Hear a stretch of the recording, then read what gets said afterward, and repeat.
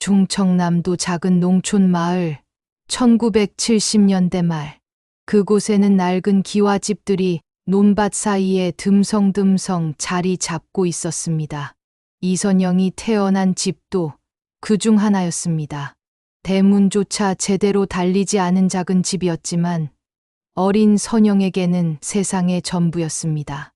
선영은 5 남매 중 막내딸이었습니다. 위로는 오빠 셋, 언니 하나가 있었습니다.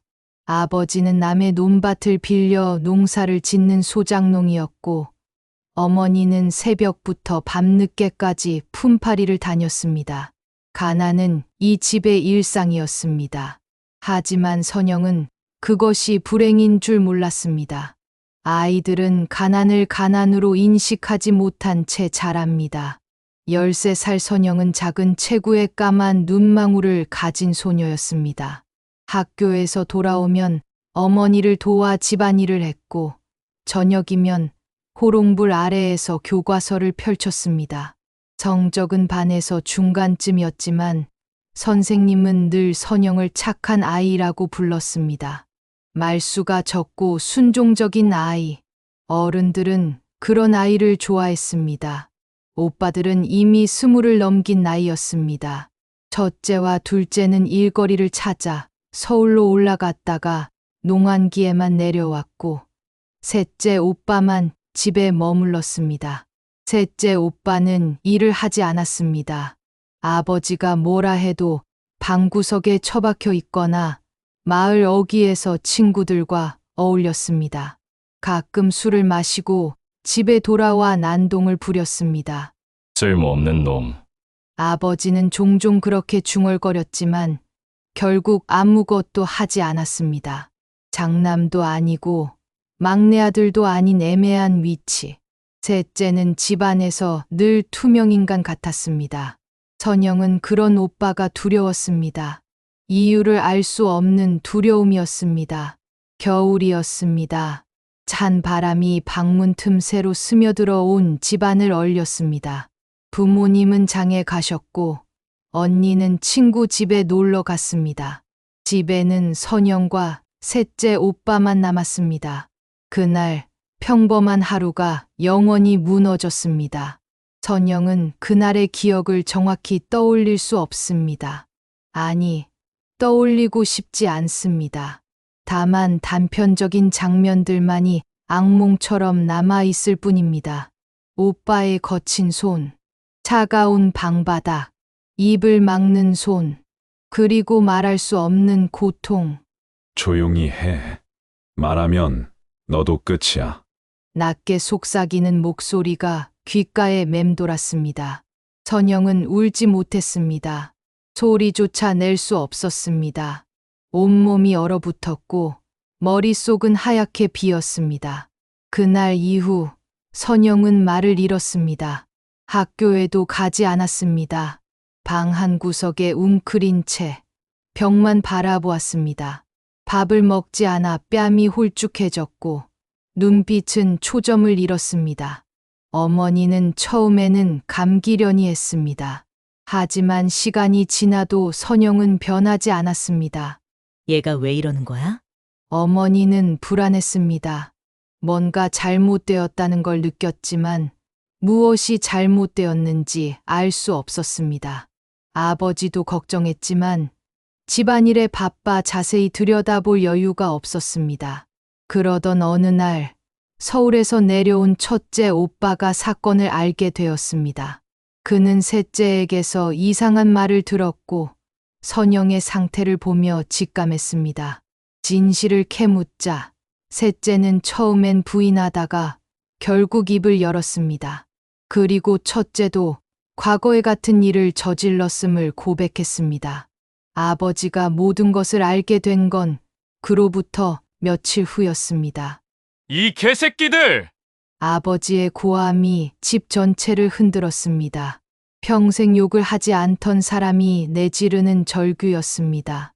아버지는 곧바로 셋째와 첫째를 집에서 내쫓았습니다.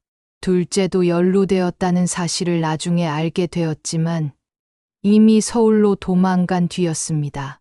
다시는 내 눈앞에 나타나지 마라! 어머니는 그 자리에 주저앉아 통곡했습니다. 아들을 믿었던 자신이, 딸을 지키지 못한 자신이 원망스러웠습니다. 하지만 무엇보다 견딜 수 없었던 건 마을 사람들의 시선이었습니다. 소문은 삽시간에 퍼졌습니다. 작은 마을에서 비밀은 존재하지 않았습니다. 사람들은 수군거렸습니다. 누구는 동정했고, 누구는 비난했습니다. 어떤 이는 집안이 원래 글러먹었다고 했고, 어떤 이는 부모가 제대로 감시를 안 해서 그렇다고 했습니다. 선영은 더 이상 밖으로 나가지 못했습니다.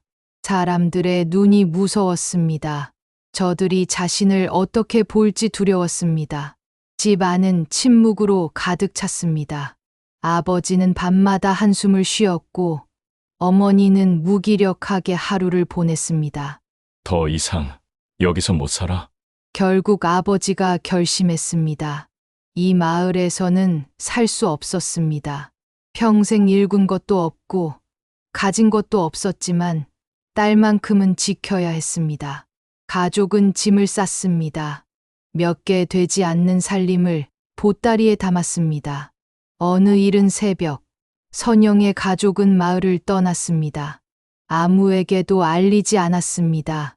아버지가 빌린 트럭 짐칸에 몸을 실었고 차는 서울 방향으로 천천히 움직였습니다. 선영은 뒤를 돌아보았습니다. 논밭이 보였고 학교가 보였고 작은 집이 점점 멀어졌습니다. 그녀는 그날 깨달았습니다. 나는 누구도 믿을 수 없다. 가족도 세상도 그 누구도 자신을 지켜주지 않았습니다. 아니, 자신을 해친 것은 다름 아닌 가족이었습니다. 13살 소녀는 그렇게 모든 것을 잃었습니다. 고향도, 친구도, 꿈도, 그리고 자신이 누구인지에 대한 확신도. 서울행 트럭은 비포장 도로를 덜컹거리며 달렸습니다. 먼지가 피어올랐고 차가운 바람이 얼굴을 스쳤습니다. 선영은 무릎을 끌어안고 눈을 감았습니다. 앞으로 어떤 삶이 기다리고 있을지 그녀는 알지 못했습니다. 다만 한 가지는 확실했습니다. 이제 그녀의 인생은 침묵과 두려움 속에서 시작될 것이라는 것. 서울 변두리의 단칸방은 좁았습니다. 창문 하나 제대로 열리지 않는 지하 반지하였습니다. 습기가 차서 벽지가 군데군데 떨어져 나갔고 겨울이면 냉기가 바닥에서 올라왔습니다. 아버지는 공사판에서 막노동을 했고 어머니는 식당 설거지와 청소 일을 전전했습니다. 선영은 15이 되었습니다. 새 학교에 전학을 갔지만 아무와도 말을 섞지 않았습니다. 쉬는 시간이면 창가 자리에 홀로 앉아 먼 산만 바라보았습니다. 아이들은 처음엔 말을 걸었지만 선영이 대답하지 않자 곧 포기했습니다. 쟤 좀 이상해.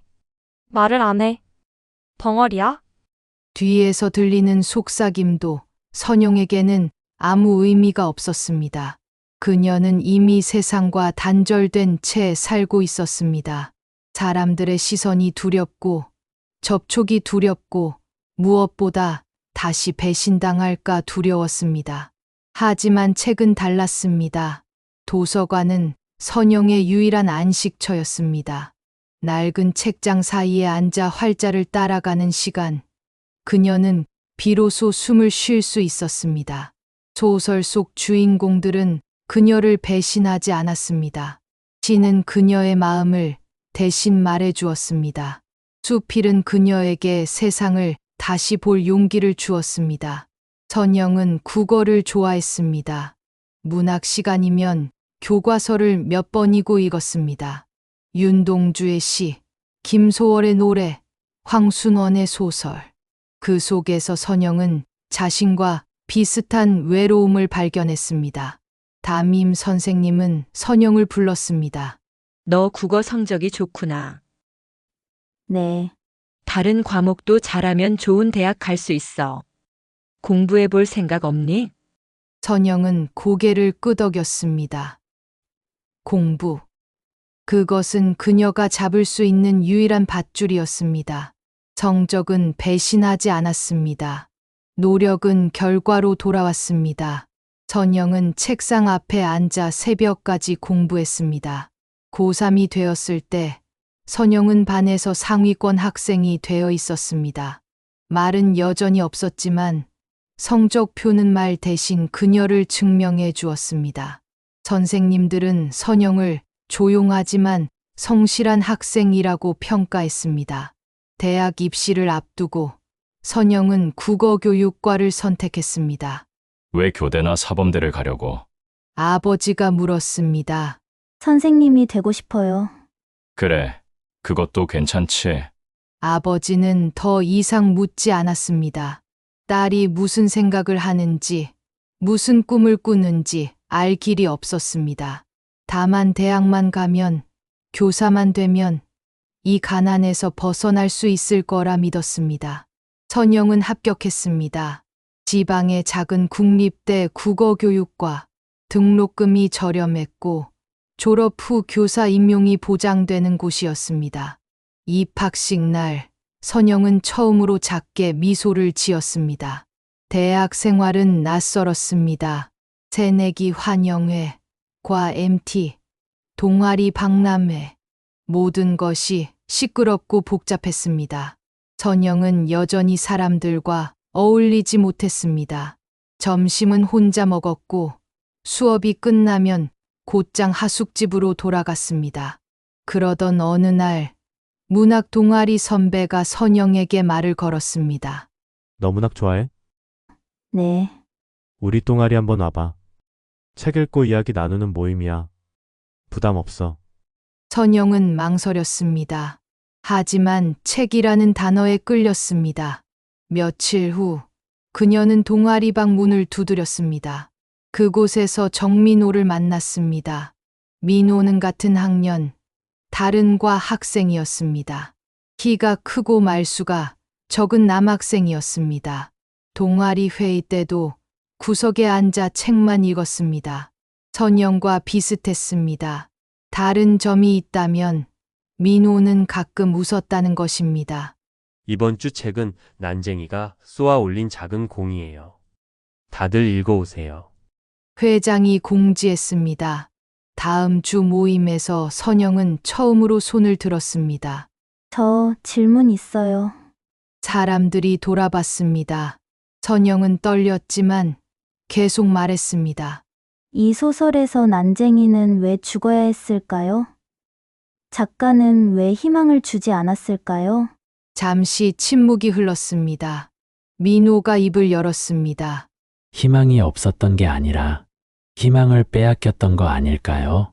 선영은 민호를 바라봤습니다. 민호도 선영을 바라봤습니다. 그 짧은 순간 선영은 느꼈습니다. 이 사람도 나처럼 무언가를 잃었다는 것을. 그날 이후 민호와 선영은 자주 이야기를 나눴습니다. 동아리 모임이 끝나면 캠퍼스를 걸으며 책에 대해, 삶에 대해 이야기했습니다. 민호는 강요하지 않았습니다. 선영이 말하지 않으면 그저 옆을 걸었습니다. 선영이 멈추면 함께 멈췄습니다. 너는 왜 국어교육과를 선택했어? 민호가 물었습니다. 글로 내 목소리를 찾고 싶어서요. 선영은 처음으로 자신의 속마음을 꺼냈습니다. 나도 비슷해. 나는 공대생이지만 시를 쓰거든. 말로 표현 못하는 걸 글로 쓰면 조금 나아져. 민호는 수첩을 꺼내 자신이 쓴 시를 보여줬습니다. 서툴렀지만 진실했습니다. 선영은 그 시를 읽으며 눈물이 났습니다. 시간이 흘렀습니다. 2학년, 3학년. 선영은 조금씩 변했습니다. 여전히 사람들과 쉽게 어울리지는 못했지만 동아리 사람들과는 대화할 수 있었습니다. 수업 시간에 발표도 했습니다. 작은 세미나에서 발제를 맡기도 했습니다. 민호는 늘 곁에 있었습니다. 선영이 힘들어하면 조용히 커피를 건넸습니다. 선영이 웃으면 함께 웃었습니다. 어떤 질문도 하지 않았습니다. 선영의 과거를, 상처를, 침묵의 이유를 묻지 않았습니다. 그것이 선영에게는 구원이었습니다. 4학년 겨울, 선영은 임용고시에 합격했습니다. 민호도 대기업에 취직이 결정되었습니다. 졸업식 날, 캠퍼스 벤치에 나란히 앉았습니다. 선영아, 우리 계속 연락하고 지내자. 네. 나, 너 좋아해. 아직 말하기 이르다는 거 알아. 그냥 알아줬으면 해서. 민호는 담담하게 말했습니다. 선영은 고개를 숙였습니다. 대답할 수 없었습니다. 아직 자신이 누군가를 사랑할 자격이 있는지 몰랐습니다. 괜찮아. 천천히 생각해. 나는 기다릴게. 민호는 웃었습니다. 첫 발령지는 서울 외곽의 중학교였습니다. 3월 첫 출근, 선영은 교단에 섰습니다. 35명의 아이들이 그녀를 바라봤습니다. 설렘과 두려움이 뒤섞였습니다. 안녕하세요. 국어를 가르칠 이선영입니다. 떨리는 목소리였지만 분명했습니다. 아이들은 박수를 쳤습니다. 교단에 서는 날들은 기적 같았습니다. 선영은 학생들에게 문학을 가르쳤습니다. 시를 읽고 소설을 읽고 함께 토론했습니다. 아이들은 때로 산만했고 때로 반항적이었지만 선영은 포기하지 않았습니다. 어느 날 한 여학생이 다가왔습니다. 선생님, 저 선생님 수업 좋아요. 그래? 고마워. 선생님은 우리 말을 진짜 들어주시는 것 같아요. 선영은 가슴이 뭉클했습니다. 자신이 누군가에게 의미 있는 존재가 될 수 있다는 것. 그것은 선영이 잃어버렸던 것이었습니다. 퇴근 후 선영은 민호에게 전화를 걸었습니다. 민호 씨, 오늘 좋은 일이 있었어요. 그래? 말해봐. 제가 누군가에게 빛이 될 수 있을 것 같아요. 전화 너머로 민호의 웃음이 들렸습니다. 넌 이미 빛이야, 선영아. 선영은 눈물을 닦았습니다. 처음으로 행복의 의미를 알 것 같았습니다. 상처는 여전히 남아 있었지만 이제는 그것이 전부가 아니었습니다. 교실에서, 책 속에서, 그리고 민호의 곁에서 선영은 조금씩 자신을 되찾아가고 있었습니다. 드디어 기다리던 날이 왔습니다. 하루 종일 긴장과 설렘이 교차했지만 선영과 민호의 얼굴에는 미소가 가득했습니다. 결혼식은 소박했습니다. 작은 예식장에서 친척과 지인 몇십 명만 모였습니다. 선영은 순백의 드레스를 입고 민호는 검은 양복을 입었습니다. 신랑 신부는 서로를 바라보며 미소 지었습니다. 그날만큼은 과거도 불안도 잊을 수 있었습니다. 신혼집은 서울 외곽의 작은 투룸 전세였습니다. 민호는 대기업 생산직 과장으로 일했고 선영은 중학교 교사였습니다. 맞벌이 부부였지만 생활은 넉넉하지 않았습니다. 전세금을 마련하느라 빚을 졌고 매달 생활비를 아껴야 했습니다. 첫 아이가 태어났습니다. 딸이었습니다. 선영은 아이를 안으며 다짐했습니다. 이 아이만큼은 행복하게 키울 거야. 두 번째 아이는 아들이었고 세 번째도 딸이었습니다. 선영은 육아휴직도 제대로 쓰지 못한 채 아이를 시어머니에게 맡기고 출근했습니다. 교단에서 돌아오면 밤늦게까지 집안일을 했습니다. 빨래, 설거지, 아이들 숙제 검사, 잠은 언제나 부족했습니다. 민호는 성실했습니다. 회사에서 인정받았고 승진도 순조로웠습니다. 하지만 90년대 중반 한국 경제는 흔들리기 시작했습니다. 기업들이 구조조정을 시작했고 민호의 회사도 예외가 아니었습니다. 1997년 IMF 외환위기가 터졌습니다. 선영아, 회사에서 명예퇴직을 권유하는데 민호는 식탁에 앉아 고개를 숙였습니다. 40을 앞둔 나이, 새 아이의 아버지. 퇴직금을 받고 나가라는 회사의 제안은 사실상 권고사직이었습니다. 얼마나 주는데요? 3천만 원? 그걸로 사업을 해보라는데 선영은 침묵했습니다. 3천만 원. 제 아이를 키우기에 턱없이 부족한 돈이었습니다. 하지만 거부할 수도 없었습니다. 거부하면 구조조정 명단에 오를 것이 뻔했습니다. 민호는 퇴직금으로 작은 사업을 시작했습니다. 인터넷이 막 보급되던 시기, 그는 컴퓨터 부품 판매점을 열었습니다. 처음엔 장사가 잘 됐습니다. 하지만 경쟁이 치열했고 대기업 프랜차이즈가 하나둘 들어서며 작은 가게는 무너졌습니다. 2년 만에 가게는 문을 닫았습니다. 퇴직금은 사라졌고 빚만 남았습니다. 미안해.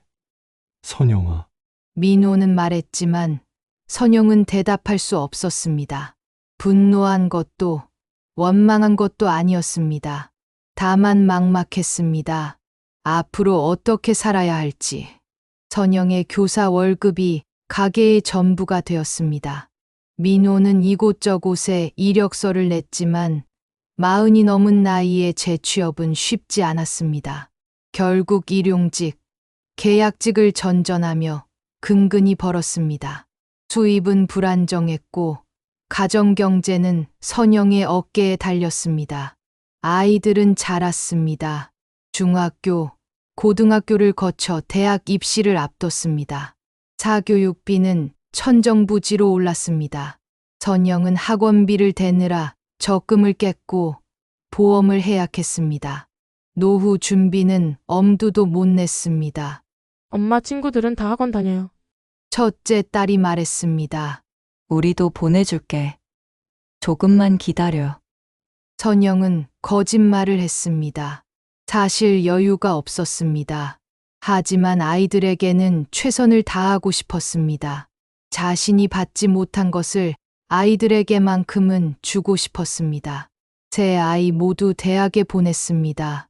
등록금, 생활비, 책값. 선영은 대출을 받았습니다.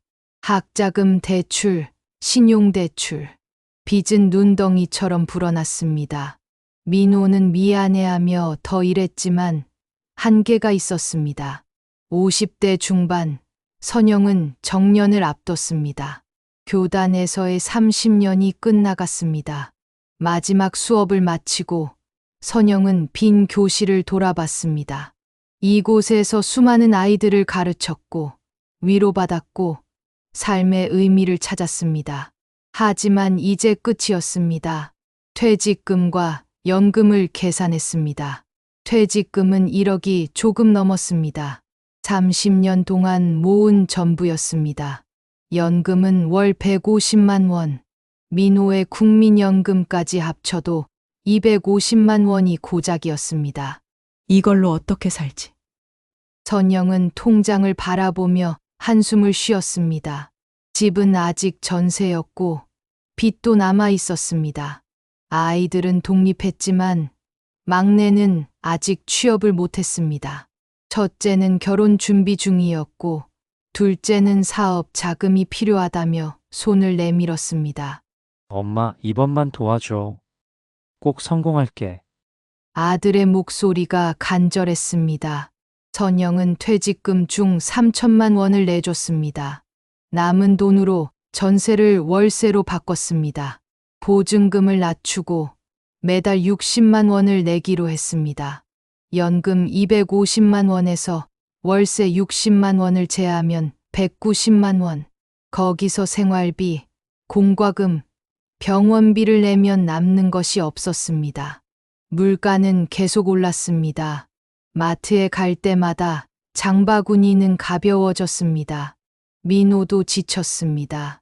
60을 넘긴 나이에 경비 일을 했습니다. 밤낮이 바뀐 근무의 건강이 나빠졌습니다. 당뇨, 고혈압 약을 먹었지만 정기검진은 미뤘습니다. 병원비가 아까웠습니다. 선영아, 미안해.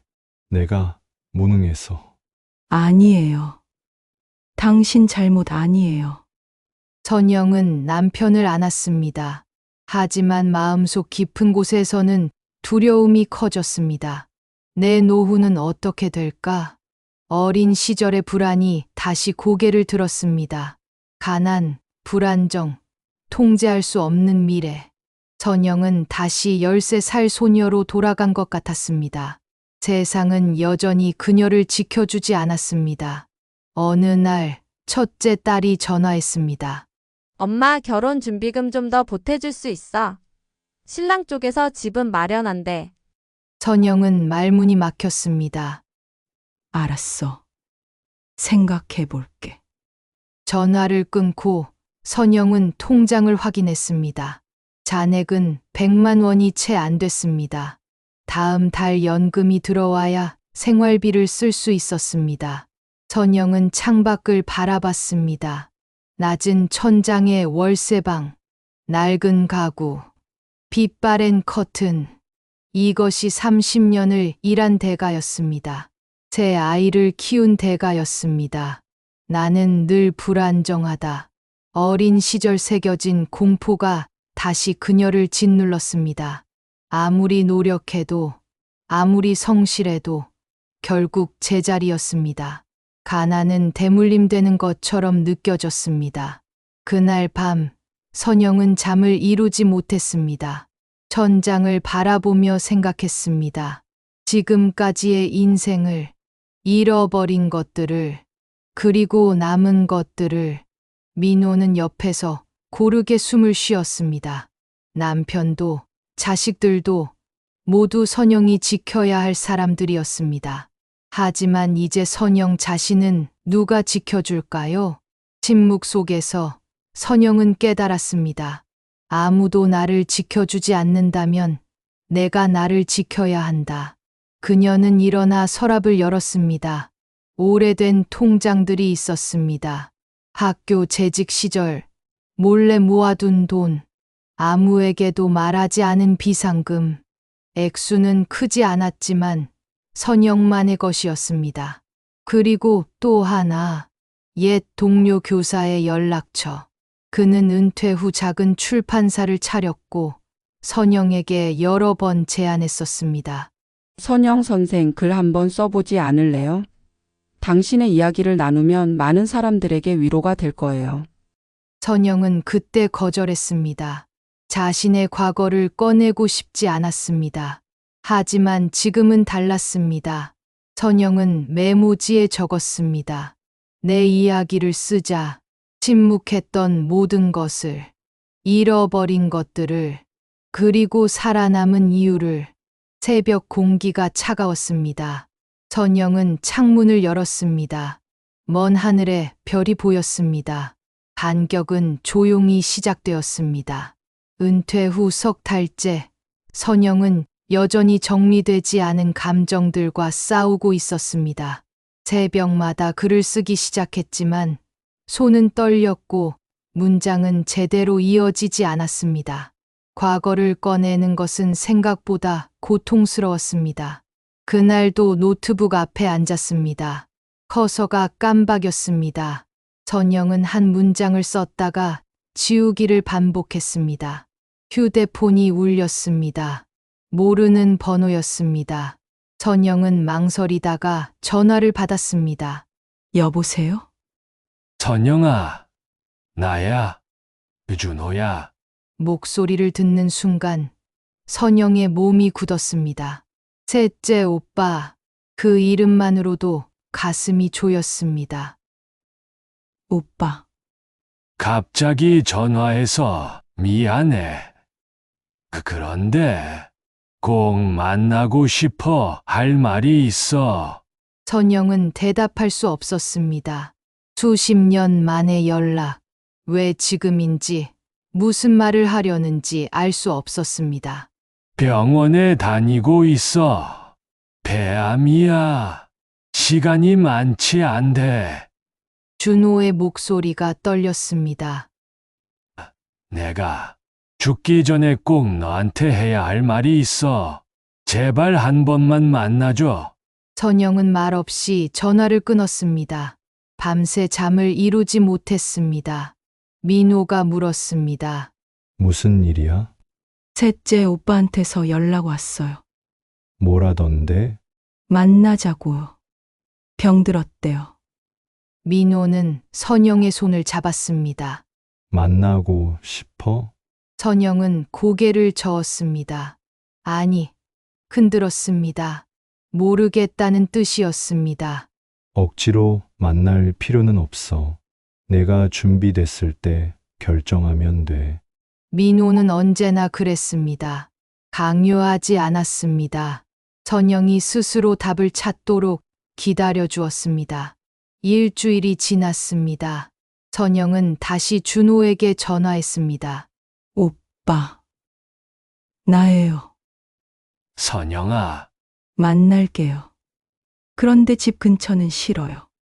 중간 지점 어디로 올래요? 준호는 고향 근처 작은 찻집을 제안했습니다. 선영은 동의했습니다. 찻집은 허름했습니다. 오래된 건물의 낡은 간판, 손님도 드물었습니다. 선영은 구석 자리에 앉아 기다렸습니다. 문이 열렸습니다. 준호가 들어왔습니다. 선영은 놀랐습니다. 기억 속 오빠는 건장했습니다. 하지만 지금 들어온 남자는 야위고 늙었습니다. 등이 구부정했고 걸음이 느렸습니다. 마스크를 벗자 파리한 얼굴이 드러났습니다. 선영아. 준호가 다가와 앉았습니다. 선영은 고개를 끄덕였습니다. 말이 나오지 않았습니다. 와줘서 고마워. 너한테 할 말이 있어서 오래 참았는데 이제는 안 하면 안 될 것 같아서. 준호는 잠시 침묵했습니다. 입술을 깨물었습니다. 미안해. 정말 미안해. 선영은 찻잔을 바라봤습니다. 대답하지 않았습니다.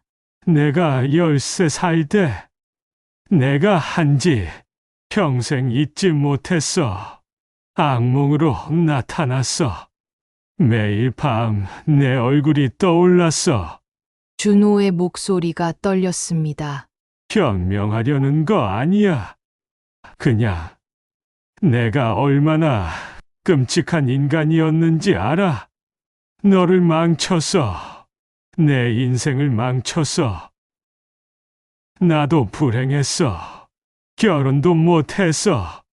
사람들이랑 가까워질 수가 없었어. 내가 한 짓 때문에 스스로를 용서할 수가 없었어. 준호는 눈물을 흘렸습니다. 죽기 전에 너한테 용서를 구하고 싶었어. 내가 용서받을 자격이 없는 거 알아. 그래도 말하고 싶었어. 선영은 여전히 침묵했습니다. 가슴이 뛰었습니다. 분노도, 슬픔도, 무언가 복잡한 감정이 뒤섞였습니다. 오빠는 왜 그랬어요? 선영이 처음으로 입을 열었습니다. 나한테 왜 그랬어요? 나는 오빠를 믿었어요. 오빠는 착한 사람인 줄 알았어요. 준호는 고개를 숙였습니다. 나도 몰라. 미쳤던 거야. 스트레스, 가난, 화풀이 다 변명이야. 진짜 이유는 모르겠어. 그냥 잘못했어. 오빠도 힘들었어요? 그래, 힘들었어. 그래도 그게 이유가 될 수는 없지. 선영은 찻잔을 들었습니다. 손이 떨렸습니다. 한 모금 마셨습니다. 용서는 못해요. 알아. 아직은 못해요. 그런데 선영은 준호를 바라봤습니다. 오빠가 미안하다고 말해줘서 고마워요. 그 말을 듣고 싶었어요. 오랫동안. 준호는 울었습니다. 소리 없이 어깨를 떨며 울었습니다. 고마워. 정말 고마워. 두 사람은 한참 동안 말없이 앉아 있었습니다. 찻집 창밖으로 저녁 햇살이 들어왔습니다. 따뜻하고 부드러운 빛이었습니다. 오빠, 이제 가봐요. 선영이 일어섰습니다. 준호도 따라 일어섰습니다. 선영아, 부디 행복해라. 부디. 너는 행복할 자격이 있어. 내가 받은 상처를 딛고 일어설 자격이 있어. 선영은 고개를 끄덕였습니다. 오빠도 편히 가세요. 응, 갈게. 집으로 돌아오는 길, 선영은 창밖을 바라봤습니다. 해가 지고 있었습니다. 하늘이 붉고 푸르게 물들었습니다. 민호가 물었습니다. 어땠어? 힘들었어요. 그런데 좀 가벼워진 것 같아요. 용서했어? 아니요. 용서는 안 했어요. 그런데 이상해요. 미워하는 마음이 조금 줄어든 것 같아요. 선영은 창밖을 보며 말했습니다. 내가 평생 붙잡고 있던 게 뭔지 알 것 같아요. 뭔데? 두려움이요. 오빠가 준 상처가 아니라 그 상처를 붙잡고 있던 내 두려움. 민호는 운전대를 잡은 채 고개를 끄덕였습니다. 이제 놓을 수 있을 것 같아? 모르겠어요. 그런데 시도는 해볼 수 있을 것 같아요. 그날 밤, 선영은 다시 노트북 앞에 앉았습니다. 이번에는 손이 덜 떨렸습니다. 그녀는 썼습니다. 나는 피해자였다. 하지만 피해자로만 살고 싶지 않다. 내 삶은 과거의 상처보다 크다. 내 노후의 불안도, 어린 시절의 두려움도 결국 같은 뿌리에서 왔다. 남이 준 것이 아니라 내가 붙잡고 있던 것이었다. 이제 놓을 때가 됐다. 창밖에서 별이 빛났습니다. 선영은 처음으로 미소를 지었습니다. 진짜 미소였습니다. 반격은 이미 시작되었습니다. 그리고 선영은 알았습니다. 글을 쓰는 것만으로는 부족하다는 것을. 이제 진짜 행동할 시간이라는 것을. 준호와의 만남 이후 선영은 달라졌습니다. 작은 변화였지만 분명했습니다. 매일 아침 일어나 글을 썼습니다. 노트북에, 때로는 손으로, 과거를, 현재를, 그리고 앞으로 살아갈 날들을 적었습니다. 한 달이 지났습니다. 출판사를 운영하는 옛 동료에게 원고를 보냈습니다. 떨리는 손으로 이메일을 보냈습니다. 사흘 후 답장이 왔습니다. 선영 선생, 좋습니다. 출간 가능합니다. 만나서 이야기합시다. 선영은 화면을 바라보며 눈물을 흘렸습니다. 인정받은 것이 아니었습니다. 자신의 목소리를 꺼낸 것. 그것만으로 충분했습니다. 하지만 현실은 여전히 냉정했습니다. 책이 나온다 해도 인세는 적을 것이었습니다. 연금 250만 원, 월세 60만 원, 생활비, 공과금. 여전히 빠듯했습니다. 선영은 생각했습니다. 더 이상 기다릴 수 없었습니다. 내가 할 수 있는 일이 뭐지? 30년 교사 경력, 국어, 글쓰기, 문학. 선영은 컴퓨터를 켰습니다. 검색했습니다. 작은 교습소, 과외, 온라인 강의. 일주일 후 선영은 작은 교습소 공간을 빌렸습니다. 월세 40만 원, 원룸 하나를 개조한 곳이었습니다. 책상 5개가 겨우 들어갔습니다. 선영쌤 국어 교실. 직접 손으로 쓴 간판을 걸었습니다. 전단지를 만들어 아파트 게시판에 붙였습니다. SNS에도 올렸습니다. 반응은 더뎠습니다. 한 달이 지나도 학생이 없었습니다. 선영은 조급했습니다.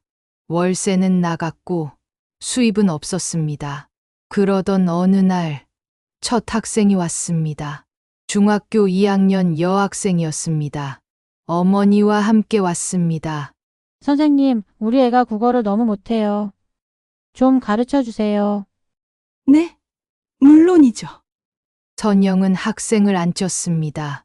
교과서를 펼쳤습니다. 이 지문을 읽어볼래? 학생이 읽었습니다.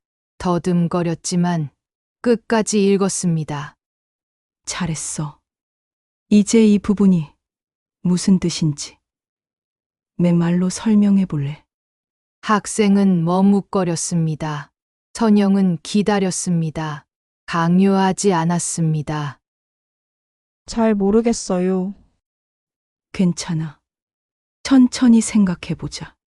선영은 30년 전 처음 교단에 섰던 순간을 떠올렸습니다. 그때도 이랬습니다.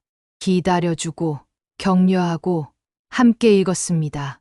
수업이 끝나고 어머니가 말했습니다.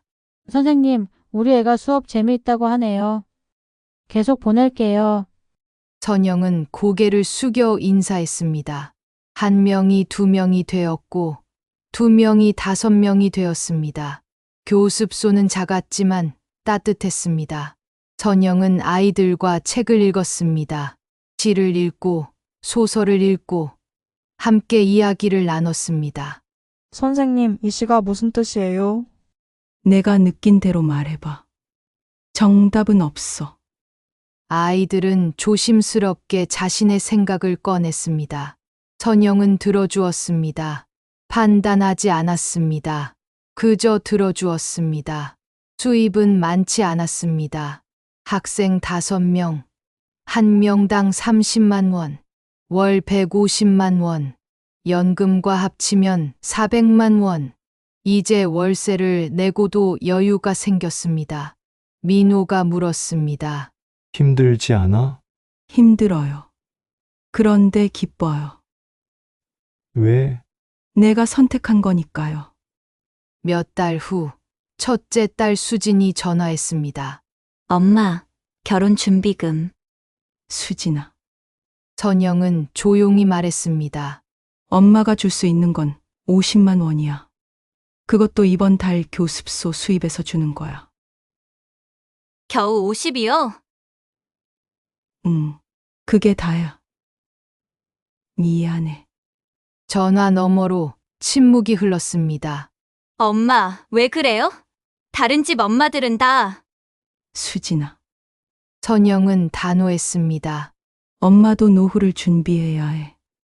엄마가 너희 짐이 되지 않을 거야. 내 노후는 내가 선택하는 거야.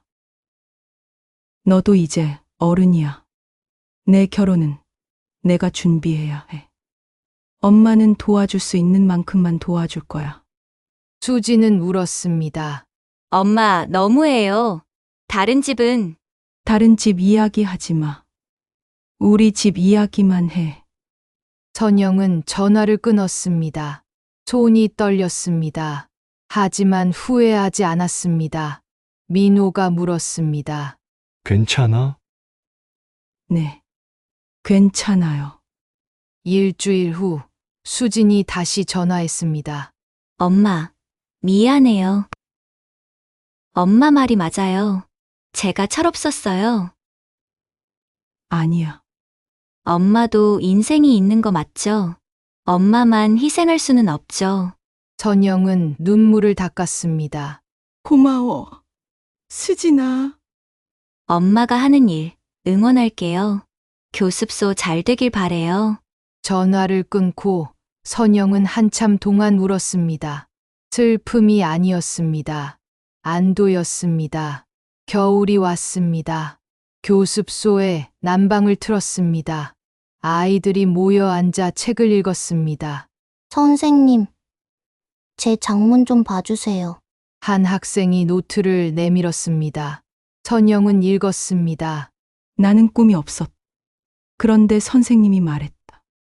꿈은 찾는 게 아니라 만드는 거라고. 이제 나는 꿈을 만들어 보려고 한다. 선영은 미소 지었습니다. 잘 썼어. 내 목소리가 들려. 정말요? 계속 써봐.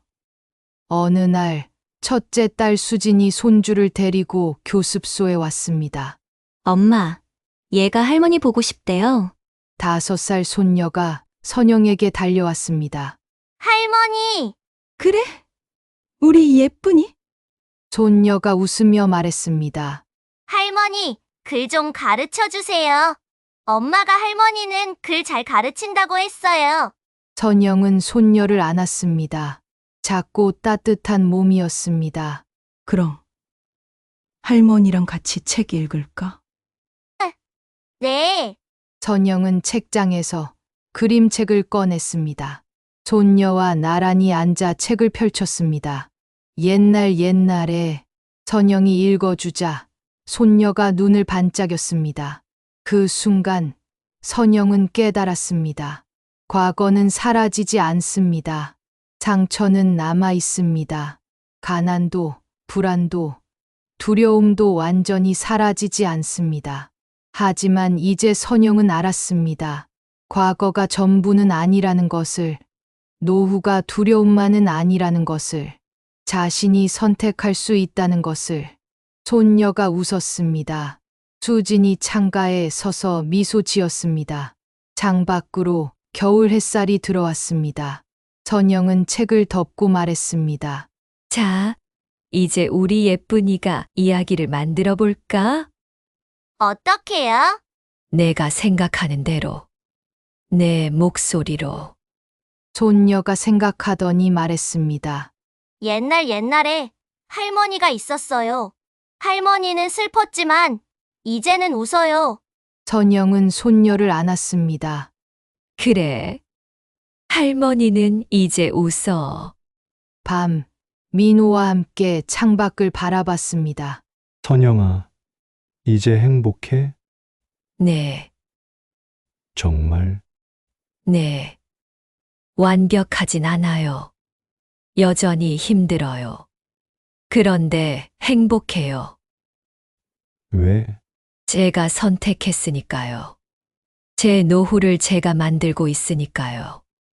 민호가 선영의 손을 잡았습니다. 거칠지만 따뜻한 손이었습니다.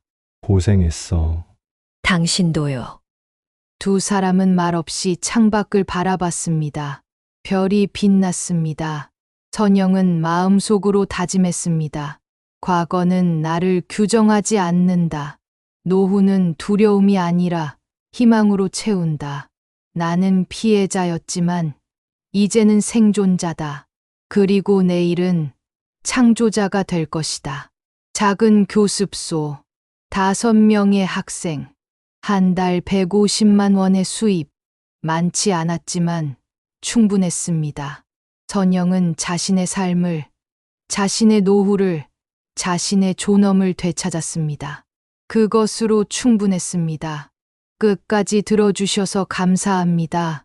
혹시 아직 안 누르셨다면 좋아요와 구독 한 번씩 눌러주세요.